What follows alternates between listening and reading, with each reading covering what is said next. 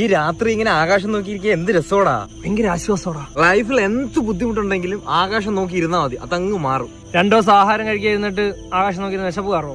ചുമ്മാ വായിത്തോന്ന പറയാൻ ഉണ്ടായിടെ ഇവിടെ. ഈ ബഹിരാകാശത്ത് പഠിക്കാനാണെങ്കിൽ ഒരുപാട് കാര്യങ്ങളുണ്ട്, ലിമിറ്റ്ലെസ്. കൗണ്ട്ലെസ് ആൻഡ് ഫാബ്രിക്കന്റലി ലൂപ്പ്. Say again. ഫാബ്രിക്കലി ആൻഡ് ലൂബ്രിക്കന്റലി this is very big. Oh, what is lubricant ആശർ? That is a fact of the none of the your business. നേരി ആകാശത്ത് നോക്കിക്കൊണ്ടിരിക്കും. അതൊക്കെ വിട്, അത് വിട്. ചില നക്ഷത്രമൊക്കെ സൂര്യനേക്കാളും വലുതാണ്. ആഹാ, നമ്മളെ സ്കൂളിലൊക്കെ പഠിച്ച തന്നെ. മറ്റേ പയ്യൻ കാണിക്കുന്ന പരിപാടികൾ കാണുമ്പോഴേ എന്റെ നെഞ്ചാമരത്തെ നരമ്പ് കിടന്ന് പിടയ്ക്കുന്നളിയാ.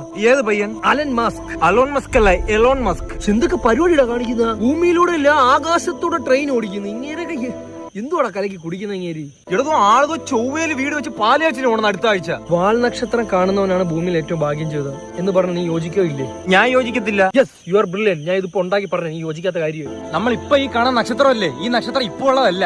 മാത്രമല്ല വേറെ